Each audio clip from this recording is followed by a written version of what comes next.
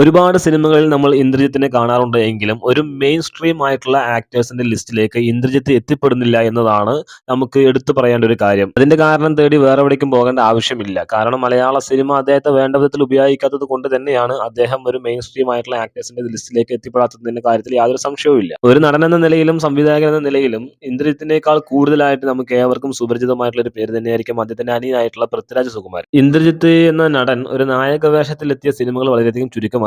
നാം ഏവരും കൂടുതൽ കണ്ടിട്ടുണ്ടാവുക അദ്ദേഹത്തിന്റെ സഹനടനായിട്ടും അല്ലെങ്കിൽ വില്ലൻ റോളുകളാണ് കൂടുതൽ നമ്മൾ കണ്ടുവരാറുള്ളത്. മലയാള സിനിമ വേണ്ട വിധത്തിൽ ഉപയോഗിച്ചിട്ടില്ല എന്ന് പറഞ്ഞ് പോസ്റ്റ് ഇടുന്ന മോളിവുഡ് ട്രോളർമാരെ നമ്മൾ ഏവരും കളിയാക്കാറുണ്ട് എങ്കിലും ഈ ഒരു കാര്യത്തിൽ അത് സത്യം തന്നെയാണ്. വളരെ അണ്ടർ റേറ്റഡ് ആയിട്ടുള്ള ഒരു നടൻ തന്നെയാണ് ഇന്ദ്രജിത്ത്. എന്നാൽ പുള്ളിക്ക് കിട്ടുന്ന ഓരോ കഥാപാത്രമായിക്കോട്ടെ അതെല്ലാം പുള്ളി നല്ല വൃത്തിക്ക് തന്നെ അത് ചെയ്തു വെക്കുന്നുണ്ട് എന്ന കാര്യത്തിൽ നാം ഏവരും കണ്ട് അത്ഭുതപ്പെട്ടവരാണ്. നല്ല കഴിവുള്ള ഒരു നടൻ തന്നെയാണ്, അതിൽ യാതൊരു സംശയവുമില്ല. ഒരു തരത്തിൽ പറയുകയാണെങ്കിൽ ചില സീനുകളിൽ അല്ലെങ്കിൽ ചില സിനിമകൾ എടുത്ത് പരിശോധിക്കുകയാണെങ്കിൽ പൃഥ്വിരാജിനേക്കാൾ ഒരുപടി മുന്നിൽ നിൽക്കുന്ന അഭിനയം ചില സിനിമകളിലെല്ലാം അദ്ദേഹം കാഴ്ചവെച്ചിട്ടുണ്ടെന്ന കാര്യത്തിൽ നമുക്ക് തർക്കമില്ല. അതുകൊണ്ട് തന്നെ നല്ല കഴിവുണ്ട്. എന്നാലോ ആ കഴിവിനനുസരിച്ചിട്ടുള്ള അംഗീകാരം കിട്ടുന്നത് വളരെയധികം കുറവാണ്. അതുകൊണ്ട് തന്നെയാണ് ഒരു നായക സ്ഥാനത്തിലേക്കുള്ള ഒരു എൻട്രി അല്ലെങ്കിൽ ഒരു മെയിൻ സ്ട്രീം നായക പരിവേഷത്തിലേക്കുള്ള എൻട്രി അദ്ദേഹത്തിന് കുറഞ്ഞു വരുന്നു അല്ലെങ്കിൽ ലഭിക്കുന്നില്ല എന്നതിന് കാരണം. എന്തായാലും ഇന്ദ്രജിത്തിന് ഒരുപാട് നല്ല വേഷങ്ങൾ ലഭിക്കട്ടെ എന്ന് ആശംസിക്കുന്നു.